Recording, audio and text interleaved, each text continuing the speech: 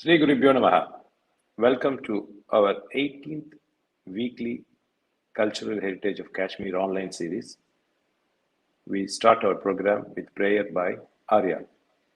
Arya has been learning vocal music for the past 11 years under Sri Satish Kumar, starting her on-stage performance at the age of 9.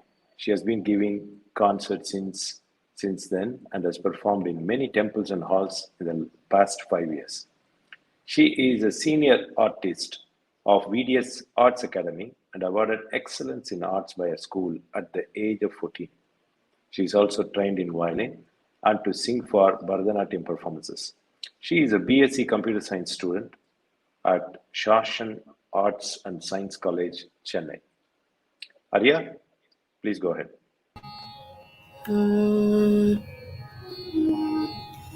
Parandamavati Jayati Parandamavati Jayati Parvati Paramesha Yuvati Parandamavati Jayati Parvati Paramesha Yuvati Parandamavati Jayati Parvati Paramesha Yuvati Parandamavati Jayati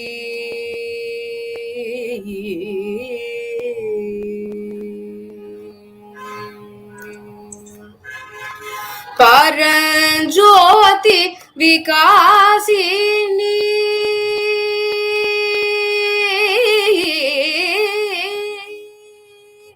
Paranjoti Vikasini Paranjoti Vikasini Paranjoti Vikasini Paramatma Prakashini Paranjoti Vikasini Paramatma Prakashini Nirantaram Guru Guha Janani Brigadisha Ranjani Nirantaram Guru Guha Janani Brigadisha Ranjani Parandamavati Jayati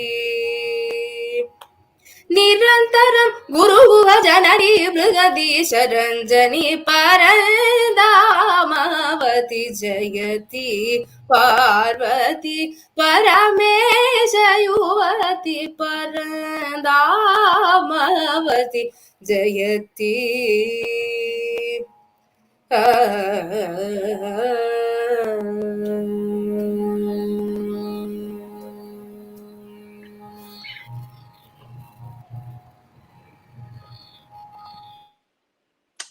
Thank you, Arya. We will see you again soon in our programs. Thank you. We thank Kanchi Mad for our ongoing initiative and offer our namaskarams to His Holiness Sri Shankaracharya Saraswati Swamigal. With his blessings, we continue with our Kashmir Cultural Heritage Awareness Lectures. Today's session is our 18th and by Shri Virendra Bangroo. The topic is Pan-Indian Art and Architecture of Temples. An artist, art historian, and trained museologist, Sri Virendra Bangroo has traversed the length and breadth of Himalaya. He is an avid photographer and has captured landscape monasteries, way of life of Himalayan region. He has been instrumental in setting up museums in Himachal Pradesh and Ladakh. He has curated a number of thematic exhibitions on Indian art and culture and coordinated Kashmir Festival and Orient Festival at Indra Gandhi National Center for Arts. He has extensively surveyed and documented ancient temples and related artifacts in Kashmir. Exhibition curated by him on Gurudev Rabindranath Tagore was exhibited at 10 different destinations in India and was on view for 6 months in South Korea. He is author of many publications, and his recent publication is titled Lesser Known Cults in Himalayan Region. He served honorary advisor in Lalit Kala Academy, New Delhi. Presently, is director, Indra Gandhi National Center for Arts, Regional Center, Ministry of Culture. We are very pleased to have Shri Virendra Bangroo and welcome him to our online series. Please. Namaskar. Namaskar. Thank you, sir, for inviting me on this prestigious forum. My thanks also goes to Madhyama Dharma Samajam and Kanchi Kamakoti Seva Foundation. Thank you. Today's lecture is on the pan-Indian art and architecture of Kashmir.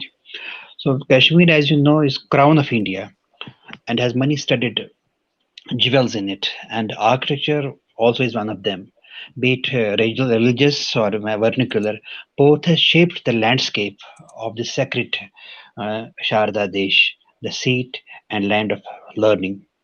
Ancient Kashmir temples of Kashmir provide a valuable links with the rest of India. The magnificence of these monuments explain why Kashmiris were once called Shastra Shilpin, the master craftsman. The Hindu temple, as we see, it reflects as a synthesis of art. The temple is a place of pilgrimage, and all cosmic elements that create,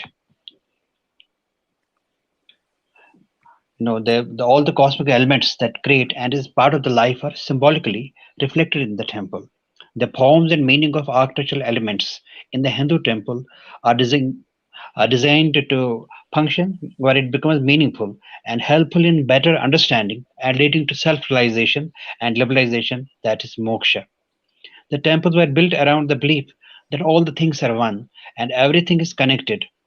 The temple are also nuclei of important social, economic, artistic, and intellectual functions.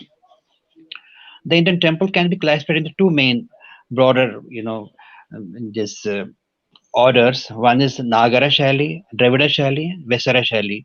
Nagara is the North Indian, the style of architecture. Then we have Dravida Shali, we see in South India, and then in Vesara, it is an independent, style created through mixing of Nagara and Dravida orders. I will not go in detail of that. Rather, I would like to take you further about, the temple architecture and sculptures. Now, in the temple architecture, we see a gradual development. Starting from the rock cut caves to monolithic rathas, which finally culminates in the structured temple, which we see. The basic form of the Hindu temple all across India, we'll see that the basic, the forms of the Hindu temple, it consists of Garbhagriha. Garbhagriha is the main womb, which houses the main deity. Then we have the mandapa, the congregation hall, which is right at the entrance of the temple, and it is meant for gatherings for worshippers. And in some temple, depending on the on the size, we have ardhama mandapa, mukha mandapa, and maha mandapa. In some of the temples, we also see nritya mandapa and bhoga mandapa, which leads to the sanctum sanctorum. Then comes the shikhara or vimana. Shikhara is like the spire, the spire of the freestanding temple. In North Indian, we have the shikhara, and in South India, we have the vimana. Well, when in North India, we see the temples have generally the curvilinear, the shikhara, and in the South Indian, the vimanas, we have the pyramidal structures. Then there is Amalika. Amalika is a stone disc. We see the stone disc at the top of the temple, which is very common in North Indian temples. Then there is Kalasha, which is on the topmost, the point. There is a Kalasha. We see it in North Indian temples. Then Antarala. The Antarala is a space between the Garbhagriha and the Mandapa. So there is Antaral. This is there. Then the Vahana is the vehicle of main deity temple and is placed before the sanctum, along with the standing pillar or dhwaja. In front of Shiva, we have this Nandi is there, and in front of Vaishnav temples, we have Garuda on Stamba. Well, in context of the architecture, there are Vastu and Shilpa Shastras. Shilpa Shastras, and there were manuals for architecture and iconography, which gives detailed description about the proportions, compositions, and meaning. Some of the important these texts, they are Vishnu Dharmatra Purana, Agni Purana, Brahmanda Purana, Brihad Samhita, Matsya Purana, Garuda Purana, and there are a lot of manuscripts which gives a detailed description about the temple building and the process and the ways to accomplish this very thing. Then one of the important this text there is it's a Sangram Sutradhar. It is an encyclopedic work on classical Indian architecture. The Vastu Shastra, it was created by King Bhoja, and it is spread over 83 chapters. And it gives detailed description of the town planning, the house architecture, temple architecture, and sculptures about the Pratimna Lakshana, with descriptions about the hand postures and body postures and of the legs.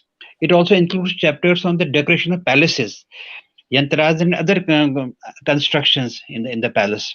And this is a very voluminous treatise about Vastu Vidya and architectural theory. The other important text which I earlier mentioned, this Vishnu Dharmatra Puran. Vishnu Dharmatra Puran is an encyclopedic text in three khandas, and it deals with cosmology, cosmogony, geography, astronomy, astrology, and it also talks about the dramatology, dance, instruments, music, and art. The first khanda deals in Puranic legends and rebirths. The second khanda deals in rituals, and then the third khanda deals with the architecture, sculpture, painting, dance, and music.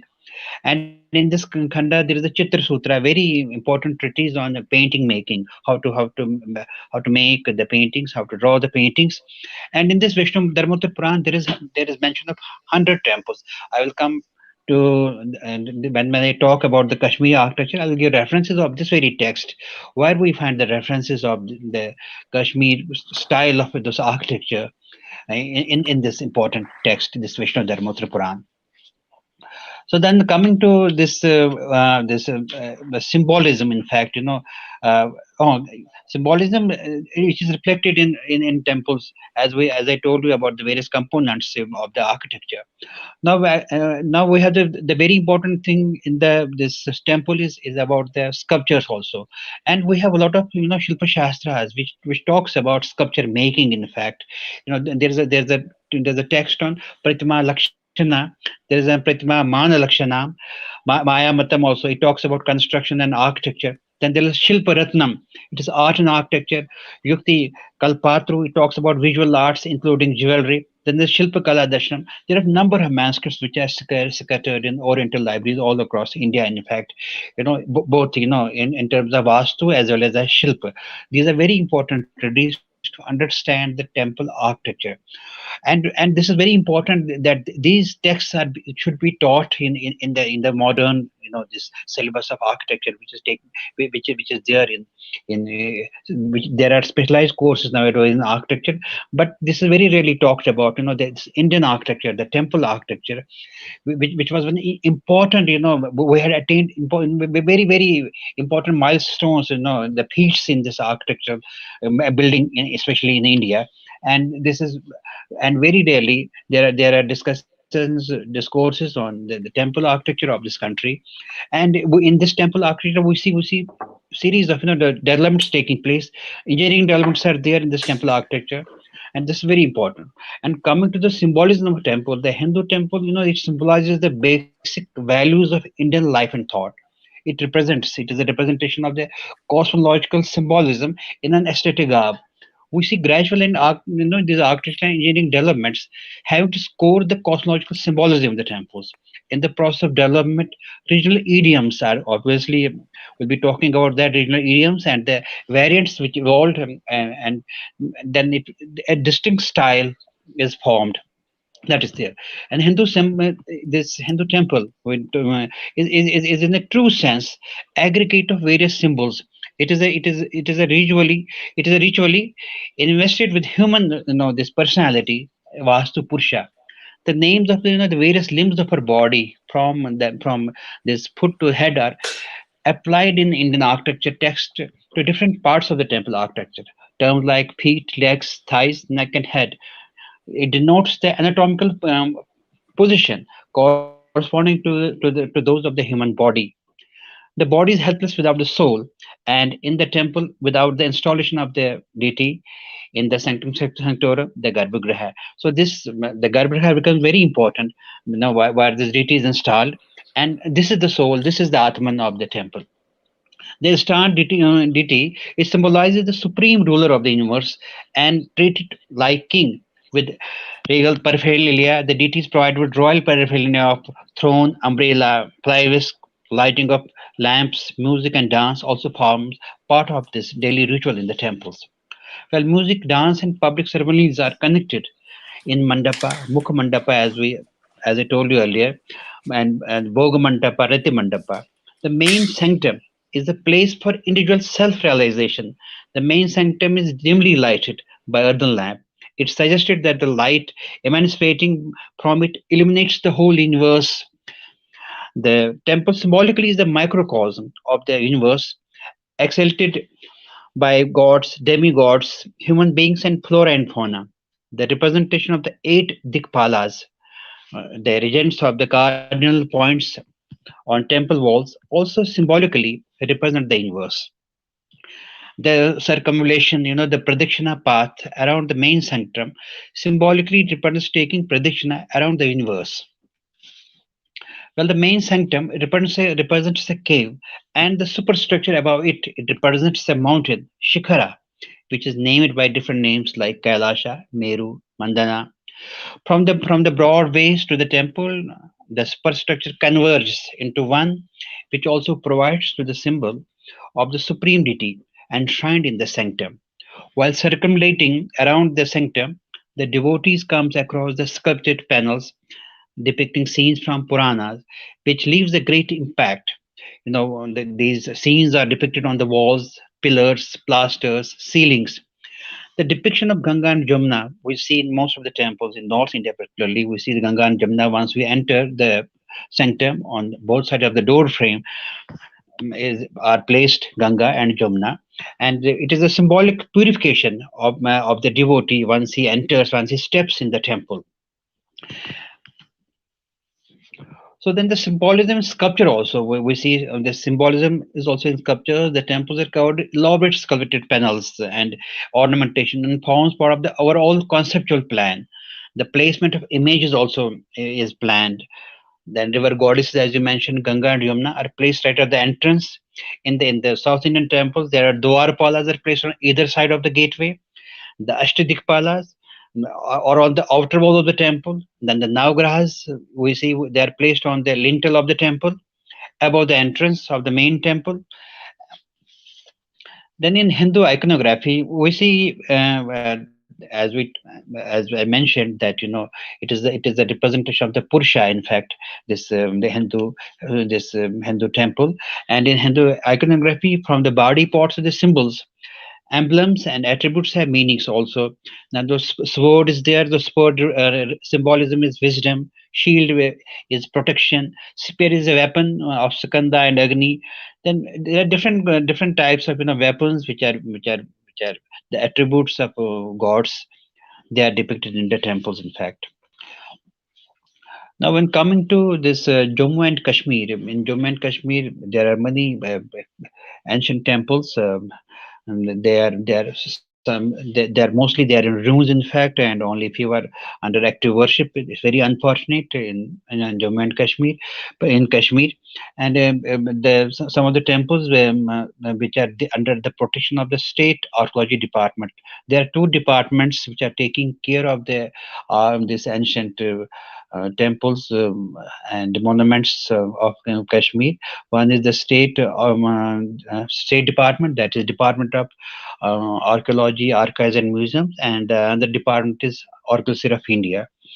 In the State Department, there is a Shiva temple in Manasbal, Buddhist temples at Hoinar, Anantnag, temple at Ferozpur Drang.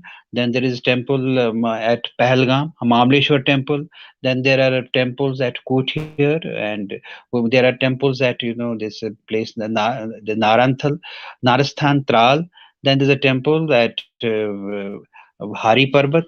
So these are the state protected temples, and then we have a long list of the centrally protected temples. Most of them they're almost in ruins. In fact, not in active worship. We have a temple at Pandratan, the Shankaracharya Temple, ancient temple at Harvan, and we have the temples at Naranag, a big temple complex at Naranag. Then there is a temple which was converted in a Muslim ziyarat. It is at Zanakadal. There's the Shiva temple at Pyre village. There is a temple at Pampur, the Vishnu temple at Kakpur, and then there is a temple at Ladu. I'll be talking about that also. I'll be showing the slides. We'll be discussing about this temple. Then we have temples at Avantipur. We have two elegant temples, and now ruins left of Vaishnav temple and Shaiva temple built by making Avantivarman. We have a temple at Patan and Sugandesha and Shankar Gorishara. They were both built by Shankar Varman, son of Avantivarman.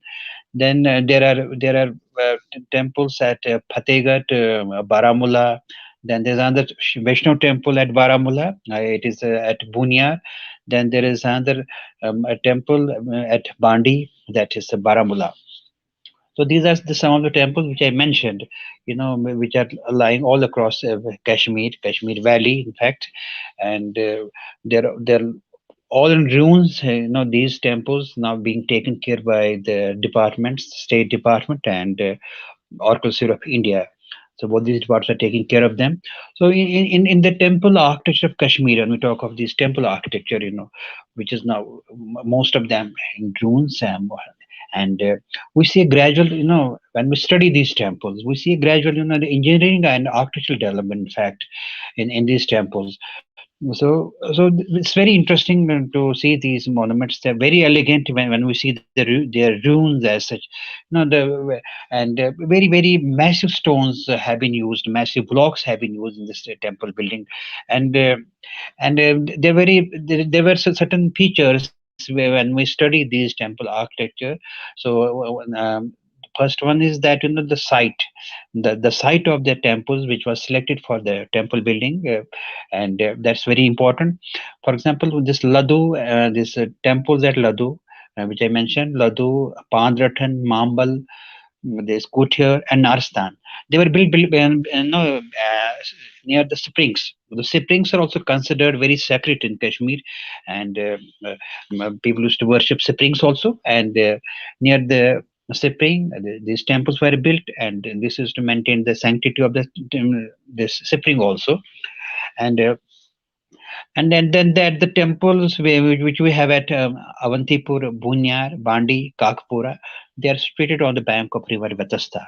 Vetasta is also called Jahlim, and Vetasta is said to be the incarnation of this goddess Sati, and it flows. And on both the banks we have temples, these ancient temples also, and during Dogra period also many temples were rebuilt at the places where the temples were destroyed. So this is the story about all these temples. And then we have temples at the mountain, on mountains, on hills. We have this Martin and Mamal. And then there is another temple at Bumzu. It is situated on the slope of a mountain. Then Shankaracharya is on the top of the hill. When we talk about the plan of the Kashmir Temple, so Kashmir Temple, they have an open courtyard, and then there are cells facing towards the courtyard, and it is a unique architectural feature. The main temple is built at a point of intersection of the diagonals of the courtyard, which usually consists of a single chamber, which stands on a single or double base. The temple has pedimented entries on 4 sides, 3 of which are often closed off, bearing niches. Externally, a facade is added on each side, which is hollowed out into a trefoil niche. The entrance of the temple of the Kashmir generally, if we take the big temples into account, that is Avanti Swamin Temple, Vishnu Temple, then Mutton Temple, and we have that Bunyar Temple, the Vishnu Temple, and then the temples at Naranag. The entrance is also quite big temple. It matches in scale with the main, the main Garbhagriha, the temple. And then this entrance is double chambered, and it is almost at the equal dimension of the main, the temple. And it has a double set of lights on external and outer facing the temple. Then on plan, the cells which are enclosing walls, they they are similar um, to the base of the temple. The central cell on each of the three sides is slightly larger than the rest. Some of the temples also will see subsidiary shrines as such. For instance, in this Martin, Avantipur, and Tapar temples, we have four shrines at the four corners, which is called the Panchayatana. Panchayatana. The Ladu and Shankaracharya temples, so they are circular inside. Uh, in plan, they are circular inside. And this Pyre, Pandratan, Tapar, and Narasthan, the temples, they do not possess any this cellular peristyle. Now, coming to these walls, the walls of the temples which we see in Kashmir, they are built of finely dressed and massive blocks of limestone. In Vangat, Bunyar, granite stones have been used, and also, later on we'll see, for example, at Marchand, these iron clamps have also been used to bind the stones, in fact. The surface is covered with sculpted leaves and geometrical and floral patterns, but the inner surface of the walls is kept, this plain. And ceiling of the temple is very important over here, because it is all this made of stone, in fact.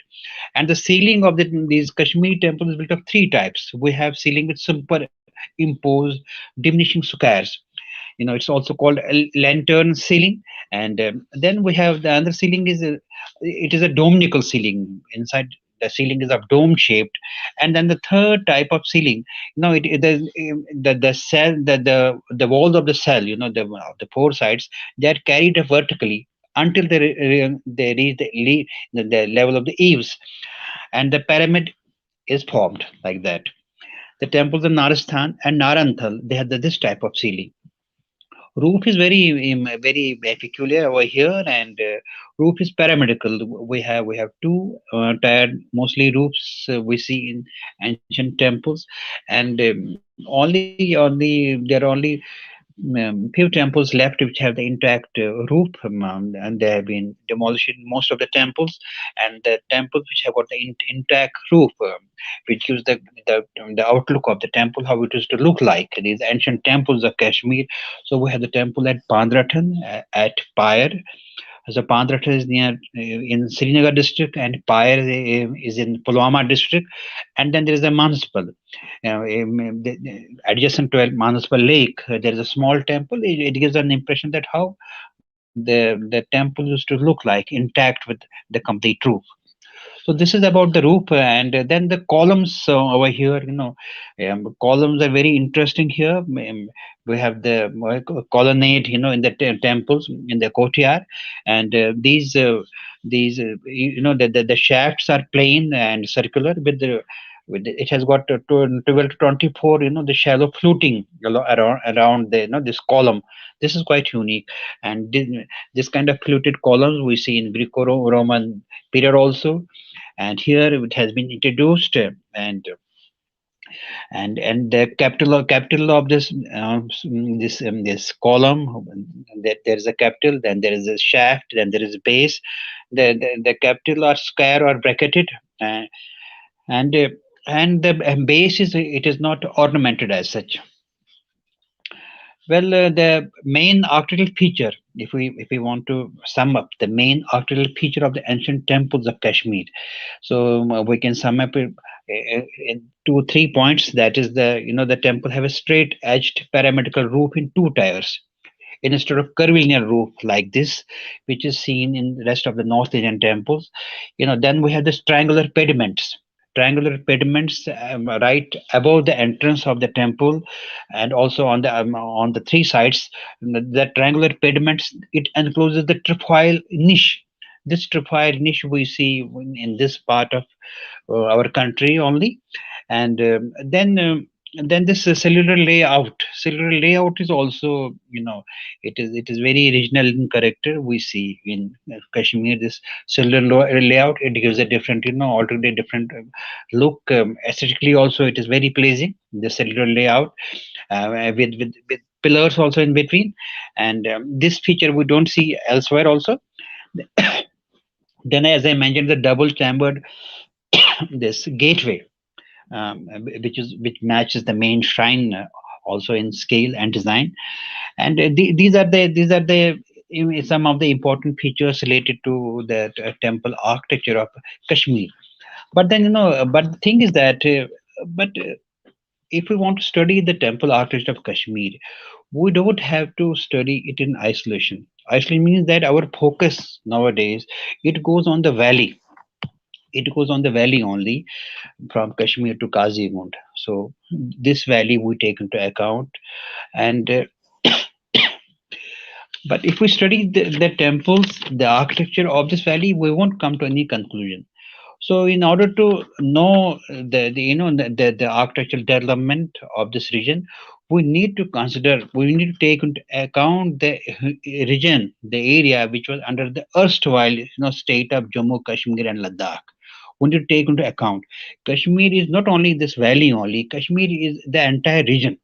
Now we have this Gilgit, Chalas, Gilgit Wizarat, Muzaffarabad, and Punch, the 50% area of the Punch, and Mirpur. It is under the occupation of Pakistan. It is Pak occupied territory. It is our territory, but now it has been taken over by Pakistan.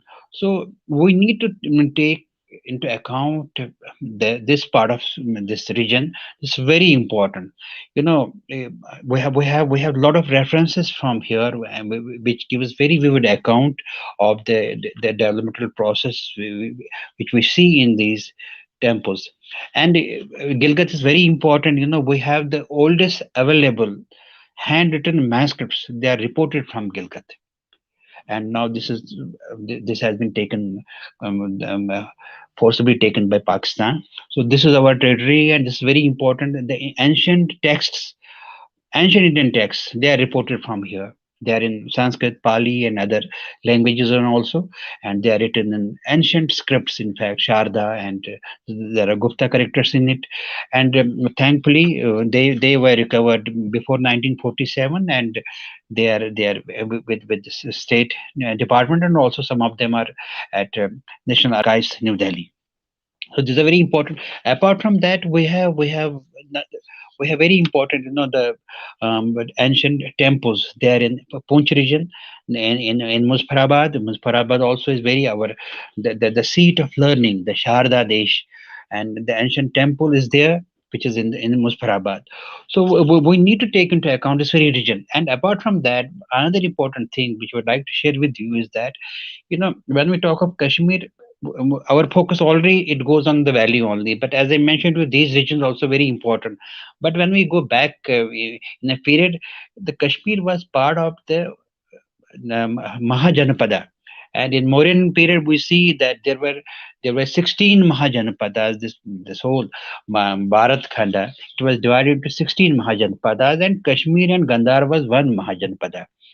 And when we talk of Kashmir and Gandhara, so Kashmir and Gandhara becomes very important to study this architecture and the iconography of this region. And when we see this art and architecture, so we need to study the art and this architecture of Gandhar region, Gandhar area. So it gives me, then one can get clarity in understanding the art movement, whether it is Vastu, whether it is Shilpa. So it becomes very clear. And then again, we have to go to the text also, because whatever was conceived, any Vastu or any Shilpa, it was purely based on the texts. So we have texts for these temples, for sculptures, for we have the texts are available. And in the absence of some of the texts, we are not able to identify certain things. But there were texts for each and everything. So this is very important to understand this very thing. Sir, now I request you to please show some slides so that we can discuss about the some of the architectural edifices, some of the architectural remains which are left in Kashmir. To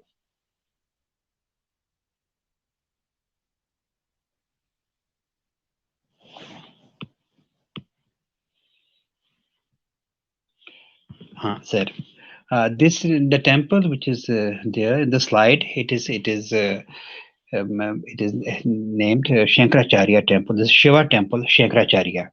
This temple, this is one of the oldest photographs available on this temple, and this is still in the same very way which you are seeing in this photograph. This was probably taken by one Brooke. This is from a publication on the illustrated buildings of Kashmir, one of the earliest publications in 1800, around 1800, and the photograph is by Brooke. And this temple, known as Shankaracharya Temple, is very important, Shankaracharya Temple, and it is on the hill known as this hill also is known as Shankaracharya Hill, and according to Pandit Kalana, who wrote Raj Tarangni, he mentions that this was built by King Gopaditya, who ruled Kashmir from 368 to 308 this BC. King Laltaditya is said to have repaired it. This temple. This temple is the example of the earliest. We talk of the earliest temple building in Kashmir. Now, this King Gopaditya is said to have granted land to Brahmanas at the foot of Gopadari hill. This temple, this hillock was named as Gopadari, and he provided, the place to Brahmana, and it was called Gopa Agrahara, and this is presently called Gupkar.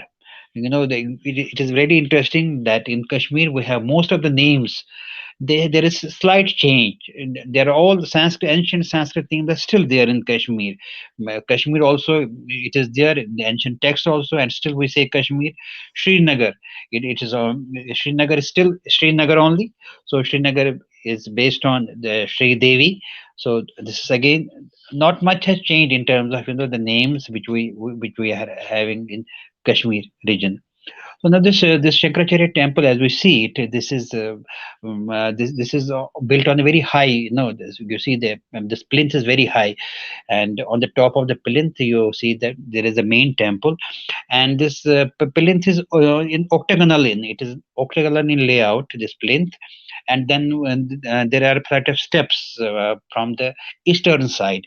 One can take the steps and reach the platform that one can reach there. So the temple is Pancharatha in plan. So these Pancharathas are they are the projections which are at the corners, and these projections are carry forward to the top. These projections. And inside the temple, this temple, and there's another temple which I'll be mentioning, showing you the slide, and it has all got a circle. It is circular in plan. These are the only two temples in Kashmir which has got a circular plan, and inside the temple, inside the Garbhagriha of this temple, important temple, is Shivlinga. And now this roof is not the original roof. In fact, what you are seeing in this temple, this again was demolished, and at some point of time it has been repaired. Very lately, I believe, it has been repaired in must be 100, 200 years, 150 years back, and the ceiling of it stands on the four pillars, and in the center there is a Shivlinga. Now this high octagonal I was talking about, this plinth. There is a parapet wall also. Once we reach the front of this Garbhagriha, so there is a low parapet wall.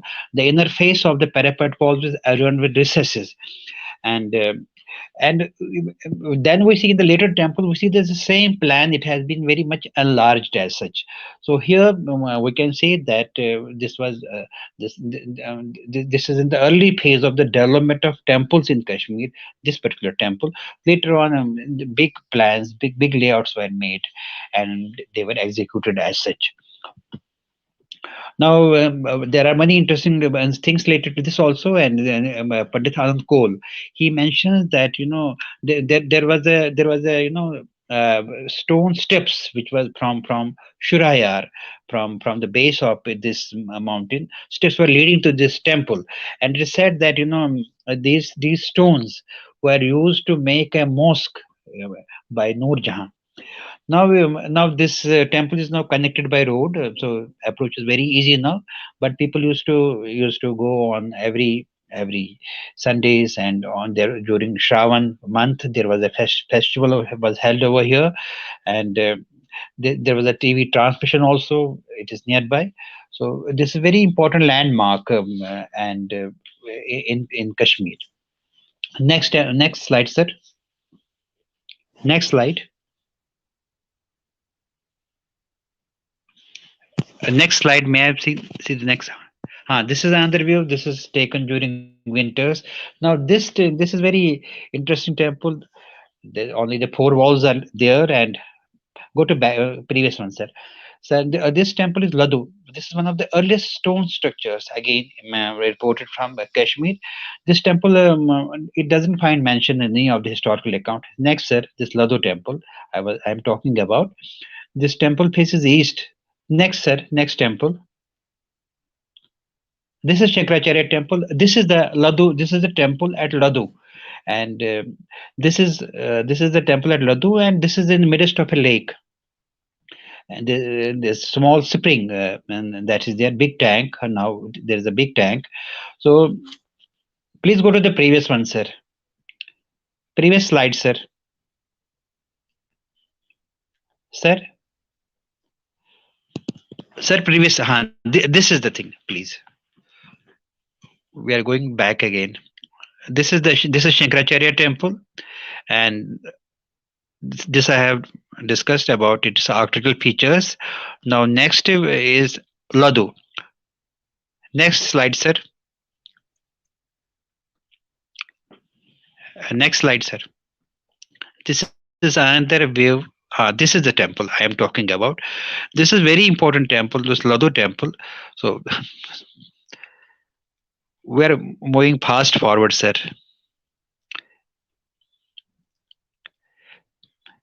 Please come back to the second slide, sir. Second slide, because then it will be one can understand, why I am talking about it. This one. Very fast moving. But anyway, I will continue with it because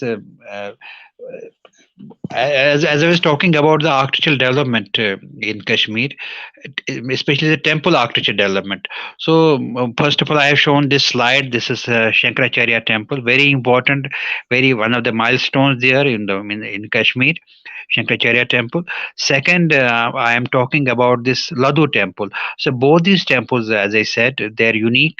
Now this is this Shankaracharya Temple. This has got now this is Pancharatha in plan, but usually in Kashmir we have only Triratha in plan with 3 projections. This has got 5 projections at corners. This Shankaracharya Temple, and now coming to the Ladu.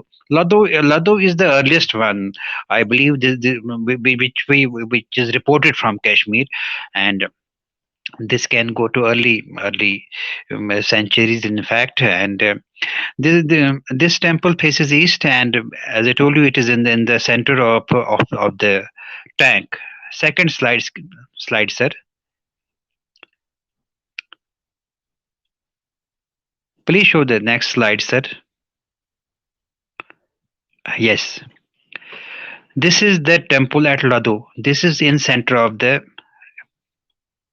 You're fast jumping to next slide, sir.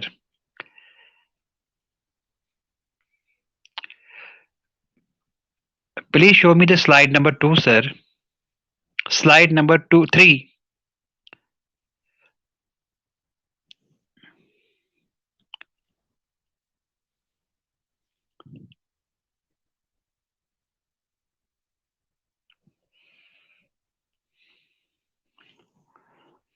Well, in this Ladu temple, we see that the corbelled corners of the structure, it suggests that there was a pyramidal roof, which is not there at the moment. The similar type of trefoil niche which we see there, which consists of a rounded arch. This was just in the trefoil niche was also in the building phase over here, and this is the earliest development, as I mentioned to you earlier. The next, I'll be next slide will be there. Please show me the next slide. Okay, let me continue. We have one important site in Kashmir, that is Paraspura site, which was again it was a capital built by Lalitaditya from 1700. He ruled Kashmir from 1724 to 1761 AD. He adorned his capital by a Buddhist vihara called Raj Vihara and a Chaitya with a colossal image of Buddha. There were also a Buddhist stupa built by his Tukhara minister Chandguna. He's also said to have built four Vaishnavite temples, at his capital place. There was a Mukta Keshava, then Parihas Keshava, Mahavaraha, and Govardhan Dara.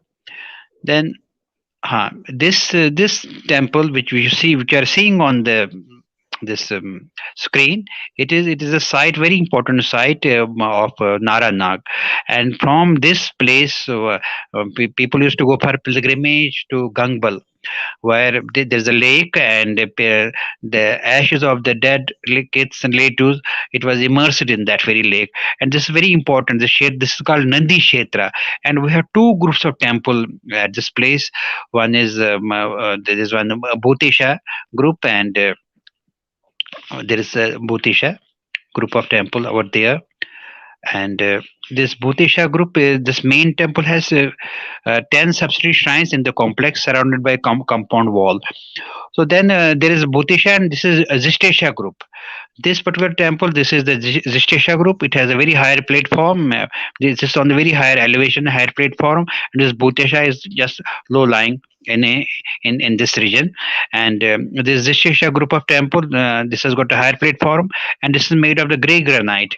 The main temple, and there are 6 subsidiary shrines around it in the compound of this wall. And this the main temple is it is Triratha, and it has 2 doorways. This temple was having dominical ceiling. It has now fallen down, and it is now covered with GI sheets. This temple. So the next, this temple is Bhutesha group. You can see next slide of it. In this Bhutesha group, there were 10 subsidiary shrines in the complex. This is the Bhutesha group, and surrounded by a compound wall. Lalitaditya is said to have endowed this temple with 11 with gold and other precious jewels. This very temple. Very important, very picturesque place it is. The ruins of the temple are now spread all across, and 2 groups as a temple of there, and both them are there in ruins. No active worship takes place, and yatra used to go to Gangbal, as I mentioned to you. This was the halting place, and when this was revived around 2000, this yatra was again revived. This yatra. And now regularly people are going there every year. Annually they are going there, and very important these sites these both this Bhutisha and Jishta group of temples. And there is a lot of lot of things need to be done at this place, especially the conservation, the structural conservation of this place when this region is concerned. A lot of activities, it is under ASI. They have done a lot, and still a lot need to be done, in fact, in this region. Next slide, sir. Next slide. Next slide, sir. Yes, sir. This is the great Martanda. This Martin temple. This is the aerial view of the Martanda. Sir, please next. Please show me the Martin temple. The previous one, sir. Previous one, sir. The aerial view, where you see the aerial view, sir.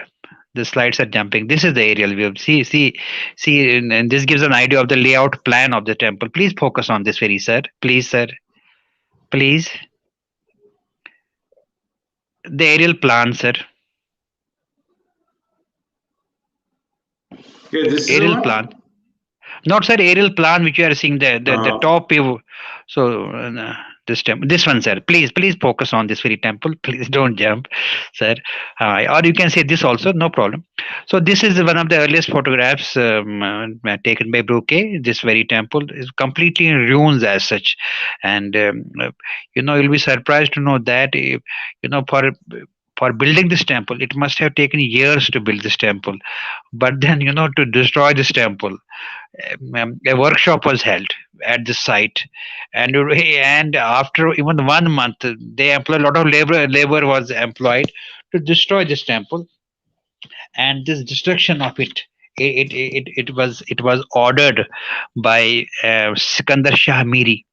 Sikandar Shah Miri ruled Kashmir from 1389 to 1480, and see the condition of this elegant temple was all left in ruins. And when Sikandar Shah Miri was ruling Kashmir at the same time, Delhi was ruled by Tughlaqs. And Feroz Shah Tughlaq, he died in 1388, and he was followed by Abu Bakr Shah, and he was there at the he was there in Delhi. And so this Sultan Sikandar Shah Miri, Sukandar Shah Miri is credited with destroying the most of the temples. The elegant temples which were in stone and also in wood, they were destroyed, they were burnt in fact.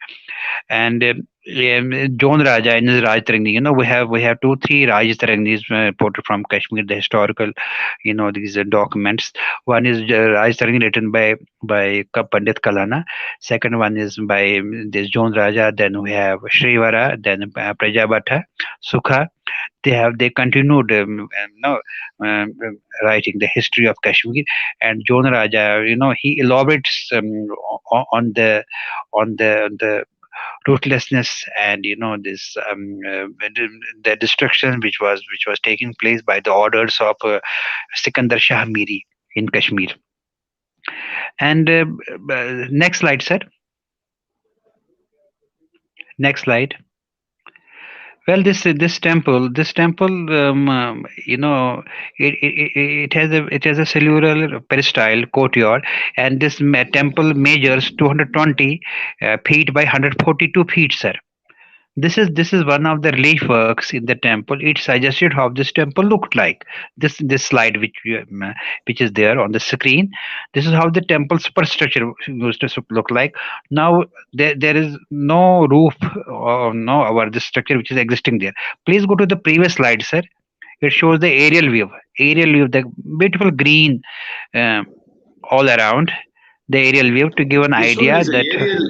Is it a aerial view? Sir, next one. Aerial means the top view of the entire, this one, sir. This is the aerial view. This is the aerial view of the Martanda temple. Very elegant temple, Martanda. We have only few Martanda sun temples. Second, sir, please, this one. Please focus on this, sir. See, this very important, very interesting. Please, this is very shifting, sir. Please, this one, sir. This green frame. So this is the temple.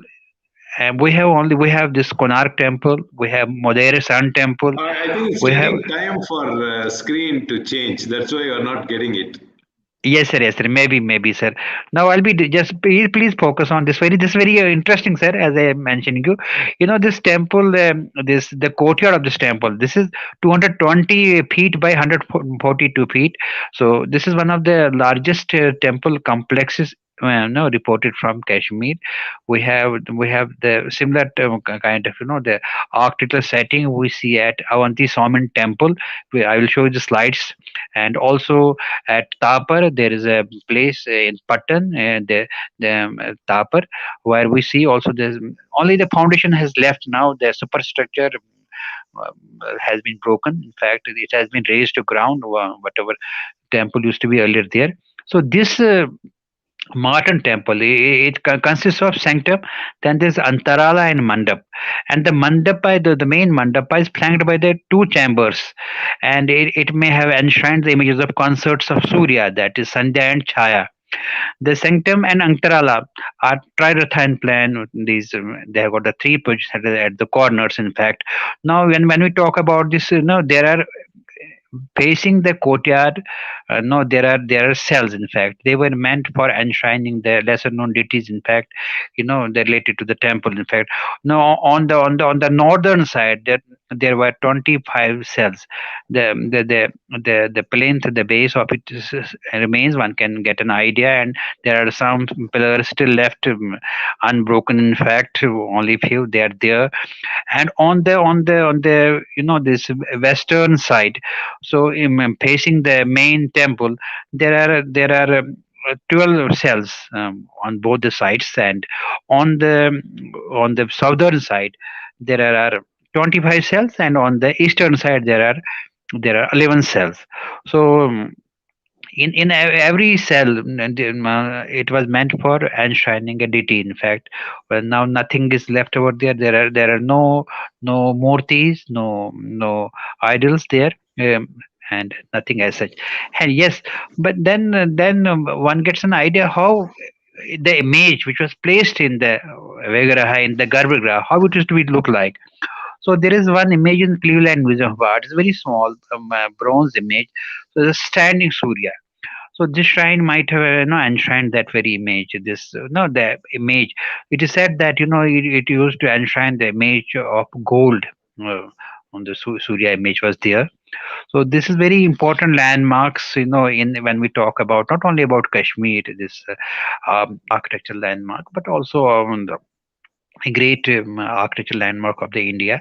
When we see this is in ruins only, ruins are also very imposing as such. Whatever is left, and there are a number of in the compound of this, in this temple, there are a number of sculpted reliefs as such. They are still there. Inside the Garbhagriha, there is Sadashiva, and also on the while entering the main sanctum sanctorum, there are images of Ganga and Yamuna. That is there, and also there is Mahatanda, there is Surya image is also there. Then Brahma and Vishnu image is also there. There are images depicting a man on playing flute, that is also reported from there. So these sculpted sculptures are there. And now they have weathered to a great extent now, because there is no roof. And as you all know that that there is a snowfall during winters in Kashmir. And when there is no roof to cover this main sanctum sanctorum and other cells all around, what happens there? The water percolates in. Then during winters, when the snow is there for most of the time, when snow melts, then again it freezes. So then it goes deep in the crevices. Then the flakes develops, cracks develops. So this weathering is continuing on this temple. And it is very important that this temple is covered. This need to be covered. There need to be some mechanism, that there need to be some artificial roof. It need to be put up at the main sanctum, matching with the original plan of the temple. So it will give the look of the temple. And also this is very important to place it on top of this sanctum sanctorum, so that the sculpted reliefs which are there in the temple, they are preserved. This is very important. Otherwise, the department may take any measures for its preservation, but unless and until it is covered, so it is bound to get damaged. Whatever has left, the sculpted reliefs over there in the temple. This is very important. I believe that this message should be sent across, so that they emphasis on this very thing, that this important milestone not only in Kashmir but of this whole subcontinent need to be preserved. And also apart from that, there were some during the renovation work over the years, a lot of things must have been unearthed from this site. They need also to be preserved. There should be a museum should be set up, adjoining this sanctum, adjoining this temple, where these artifacts which has been unearthed from this place, they are displayed over there. And also give an idea. There should be a visual depiction of the other sun temples which are there in our country, and they should be depicted there in order to give an idea, and also give an idea that how this complex look like, how elegant it was. This architectural feat, I should say also, and very important where this pilgrimage place in Kashmir, this Mutton Tirtha. Now, next, sir, next slide, sir.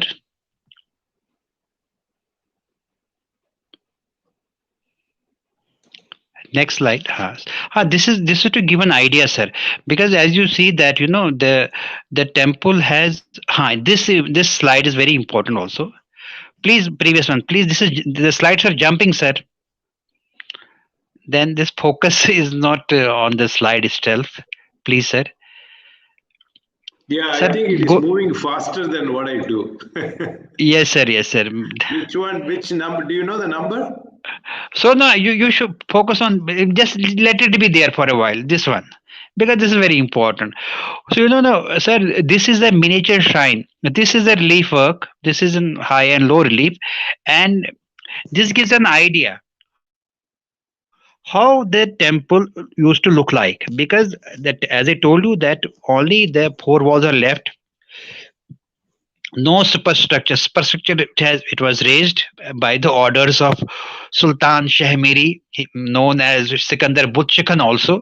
As I told you that a workshop was held over here to destroy the temple, and it took them more than one month to destroy this temple. And after the 1 month, when there was inspection, it was found not much destruction has been done, sir. Then as per one of the Muslim historians, he puts it like that then it was ordered, then the piles of food, they were put inside the Garbhagriha, and it was set ablaze, and with the heat, with the heat, then the cracks develop and the superstructure crumbled down. So this is how this was destroyed, and this has been quite elaborated by historians.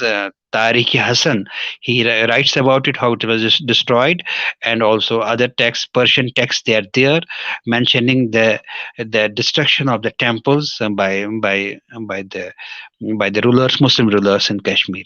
That is there. And this slide particularly, this gives an idea that how elegant, how beautiful that temple look like. You see that the image, this is Sadashiva. This is set in a trifile niche. In fact, on the trifile niche comes the triangular, the pediment, and all on the top of the pediment we see the first tier of the roof coming up, and there's another tier, the two-tiered roof in this. And this is how the exterior of the temple used to look like, of the main sanctum of Maratanda. Next slide, sir. Next slide.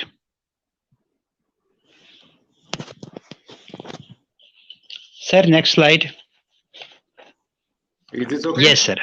Okay, sir. This is very important. Why is this is showing this slide? You please focus on one slide, sir. Otherwise, sir,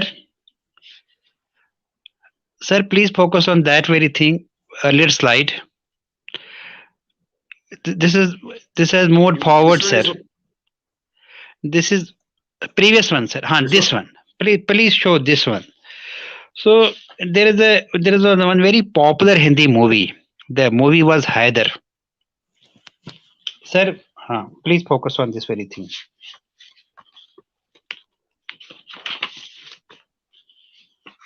So in this movie, this was used as a backdrop for a song, sir.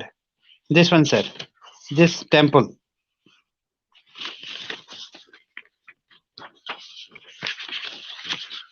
Oh. This was used as a backdrop for a song, feature film song, sir. It's the same Mutton Temple? It is the same Mutton Temple. And okay. And this song, why I am talking about this very thing? You see the irony, sir. Irony of the fact that this is a temple.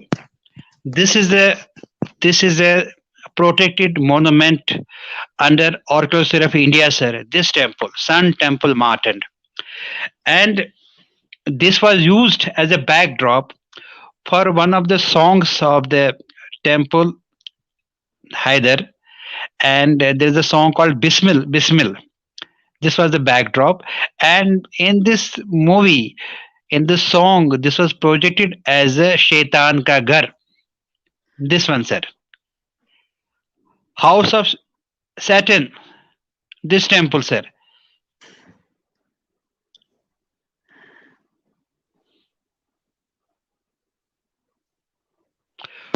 So this happened very recently. This one. So this is happening to our Dharohar, our heritage in this country, sir. And I don't know who gave them this permission to shoot this movie. In fact, over here, knowing that this was a temple, and knowing that this is a heritage site, this was used as a backdrop, and shooting took place in the complex, and in a big, this puppet was hanged, in the backdrop, and designating it as a house of Saturn. This one, sir. So I don't know how to react, this thing. People do reacted after this very thing, and but then the movie was there. Movie was released as such. This is the story. Now, next slide, sir.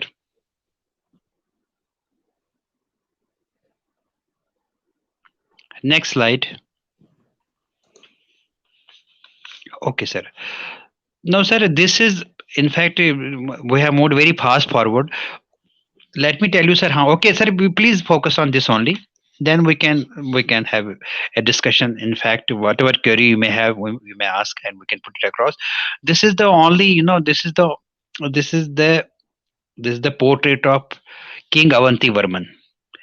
There are three portraits available of King Avantivarman. This is the only king. Uh, we have the portraits available in of Kashmir, Hindu king who ruled Kashmir. This is the only portrait, and this portrait, this is on one of the relief works of the Avantishwara Temple.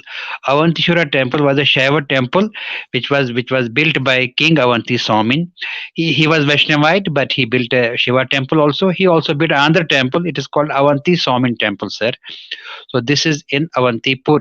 Still, it is named Avantipur. This Avantipur is still named like that only after thousands of years. Also, it is the same name is there. Avanti Swamin Temple is there. Avantishwara Temple is there. Avanti Swamin is credited with number of other temple building activities. Also, he did a lot of engineering works, which gave relief to the people of Kashmir. So this is about King Avantivarman. Should I continue with the slides, or you would like to have some interactive session, or you would like to have some queries regarding the temple? So I'll be happy to answer whatever I know about Kashmir, sir. Sir, or should we continue with the slides? Yeah, it looks like this discussion is. Yeah, we can continue with the slides for now. How many more slides we have? There are many, I believe, but then it is taking undue time, brother. From moving one slide to another slide, and then in between just jumping, and we are losing the momentum, no, of that flow. In fact, in which direction would like to take it. Maybe we will have one more session on that, and if now it is already. Can we do one? We can have a short one more session. Correct. That's what I was going to say. Yes, sir. We can have one more session on the temples of Kashmir, and because the temples, there are two types of temples. One is there are temples, ancient temples. They are all in ruins except one temple which is at Pahalgam. It is called Mamleshwara Temple, and it is still under worship. Still under worship means that hardly any Kashmiri Pandits living there. It is only during the tourist season people come there, and they visit this temple. So the caretaker of temple, he happens to be an employee of this state department. He also acts as a priest of this temple. So this is how it functions. So when there, as long as I believe, as long as there is faithful, there is faith. So there are no devotees left there, in fact, sir. Other important thing is that there are still some people, some Hindu Kashmiri Pandits living in some villages. They are scattered all around the valley, and we have now two types of temple. As I told you, one is completely in ruins. There are other temples which are still in some active worship, where one or two families are living. They are maintaining that temple. There are some temples where still the worship is taking place, and there is support from all the communities over there. In fact, the Hindu Muslims, they also have beliefs over there on some of the shrines in the valley. So that is how these are being maintained, in fact. And then this Hindu Muslim, this brotherhood was there earlier. So we had a considerable time, a period of time, and this when this was there. But then all of a sudden, this communal violence shook the valley, and these minority, minuscule minority, living in the Kashmir, they were left to migrate, and now. Now the 3 decades have passed, and there are no signs of again return of the Kashmiri Pandits to the valley. So now government is doing, and I hope things will go in the right direction. And we see Kashmir, we used to see in 80s, where both communities used to live together. Both used to live together amicably, and festivity all around the year. Sir?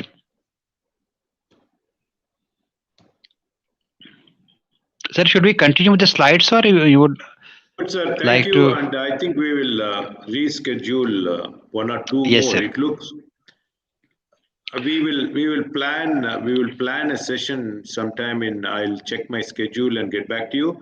Maybe we need 3 or 4 more sessions for you. Most pleasure, sir. It will be my pleasure. Since, as I told you, there are temples, active worship, and temples which are in ruins. So both of them are important. In fact, let me tell you, this after 1400, when this Sultan took over, Sultan, this. Um, Sultan, this Butchikan, Sultan Sikandar.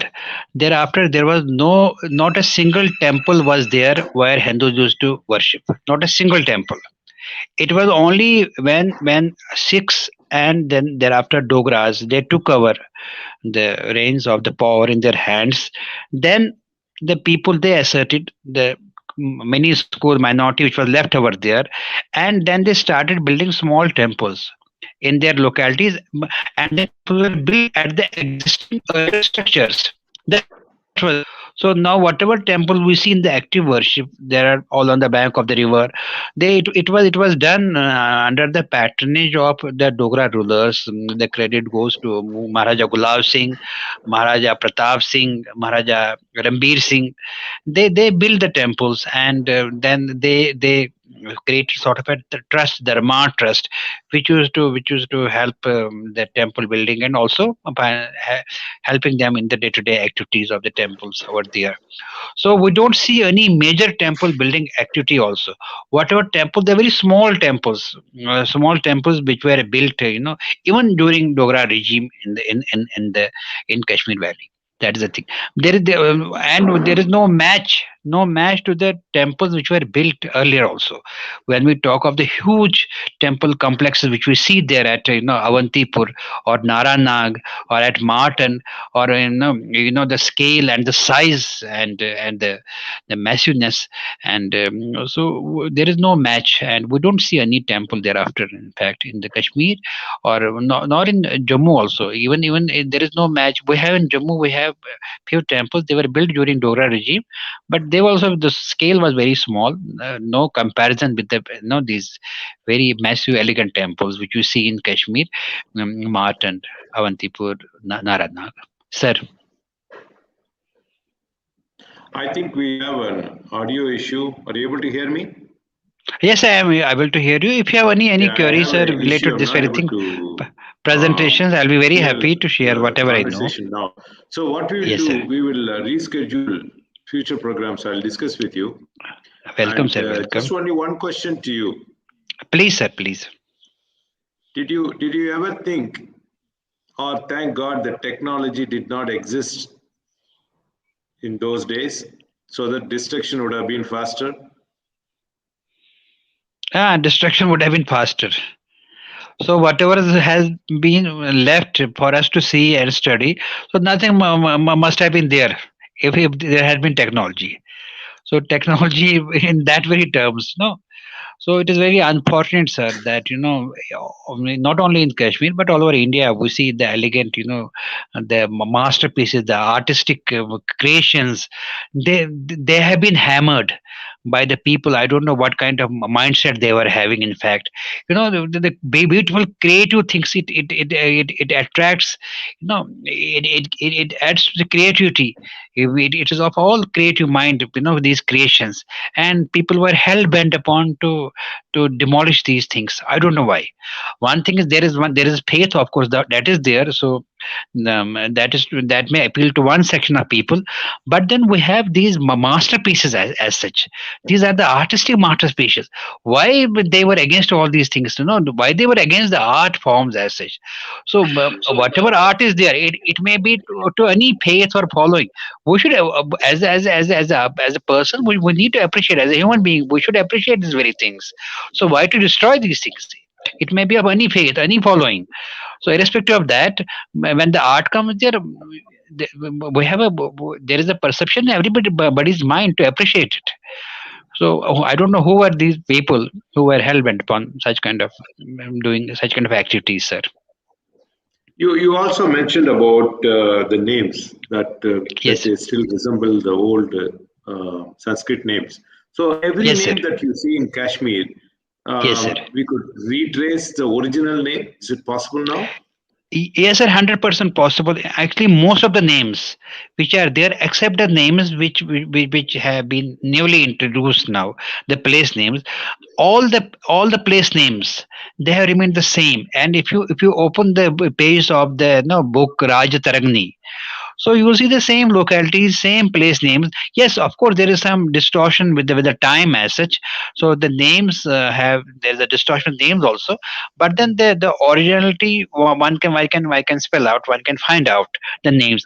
And there is one beautiful book also which has been published by our center. It is the place names of Kashmir. It is published by Indra Gandhi Center for the Arts, this under Ministry of Culture, this organization. And this book is on places of Kashmir. And what they did, the two authors, one I remember is Mr. Sadhu, he's one of the authors of this book. They traced the ancient names of the existing place.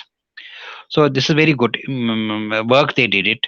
And there are ample places things have changed, but mostly the names have remained the same, sir.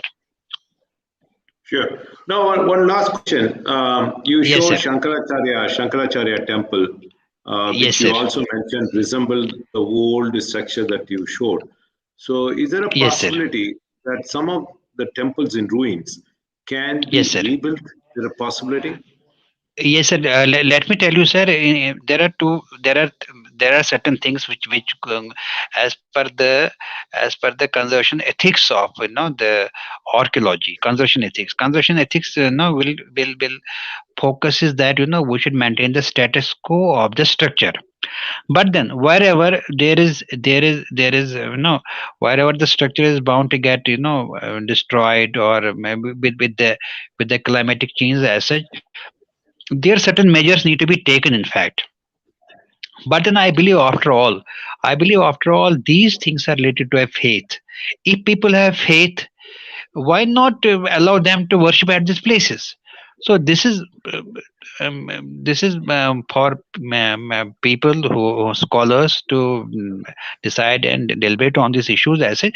But then the faith and following that is there with these places, people should be allowed to go, be allowed to visit. And also at the same time, the measures need to be taken for the long term conservation of these things. As I mentioned you, this important project on Martin should take off, because Martin need to be given a roof over the sanctum. Now the people will say, no, there is no need for the roof. In fact, we need to preserve the status quo of this temple. But I am saying that because there are reliefs inside the temple, there are reliefs inside the in this garbhagriha as such, they are bound to get destroyed, because when the snow falls, because there is no roof, Snow will accumulate inside it. Snow will melt. Snow will when they melting, snow then again freezes. It expands. It is bound again. This that there'll be more losses. In fact, there'll be flaking on the stones due to the weathering as such. So everybody understands everything, and I believe there should be steps should be taken to ensure that it is arrested, and the best way to do is to put up a roof on top of the main sanctum of Martanda, and so that it gives, and the roof should be the same design as I showed you on the slides, that there was a double tiered pyramidal roof. And when talking about this particular roof, it is the Pamasana style, this roof. And this roof has been mentioned in Vaishnav Dharmottara Purana, this texts, that when people talk of this very indigenous kind of the style taking place. I will come in my next lecture. I will talk about the styles which is mentioned in the different texts as such. But now then I believe that this should be protected, preserved. This is an icon. This represents the heritage. This represents the cultural ethos of this subcontinent, and the grandeur, the scale of this thing. This is one of the milestones in of course, the faith is there, and this is a religious site, and also this is one of the engineering feats. Now, when we talk of that, so this should be preserved in that. As I told you, that very massive stones have been used, blocks have been used, and in order to give continuity, because there are broken these cells now. With modern day we can sculpt those pillars. They can be put in back to their place in order to give the continuity of this very sanctum sanctorum. How it should look like, it will not damage anything. The damage is because of the weathering, sir. So weathering has to be arrested. It has to be by putting the roof. Now these days technology is there. Now we can make a proper plan of it. We can put up the roof in a very light material, but it should be like that. It should be like the entire structure. The how it looks like. It should gel with that. So this kind of thing is done. It can be done over here, and I would like to add over here. Now there are certain things people say, no, why you to put a roof on this thing? So this is against the ethics. I said ethics are there because we have to preserve the structure. If we will not put a roof on this thing, as we see in the rest of the parts of the country, there is rain, it gets washed away. But here there is no rain, there is snow. Snow means it will settle there. It will remain there for months together, sir. It will remain there for months together there. Water will percolate down. It will go in the crevices. It will again expand. It will freeze. It will flake. It will more further cracks will develop. In order to do this very thing, we need to do this very thing. And second, I believe that that focus has also to be done in the entire renovation of this whole area. And then the grant which was having earlier, at least we may be able to achieve that very thing to some extent, in fact. And more people should visit it. It is one of the, I believe, in the wonders in a way, that when we talk of sun worship, we have Konark Sun Temple. It is also in ruins. It was also destroyed by one Kala Pahad, so he was after it badly. I don't know what was in their mind. These people, when they what kind of they were different kind of human beings, in fact, not human beings as such. So they destroyed these beautiful creations. We have the creations of God, and then we have the man-made creation, beautiful creation. So they destroyed. And another study, I did a little bit study on why these temples were built, sir. This is very important, sir. Why this sun temple was built at the spur. It is on the slope of a mountain. Why exactly at this point it was built? So this also needs very scientific study.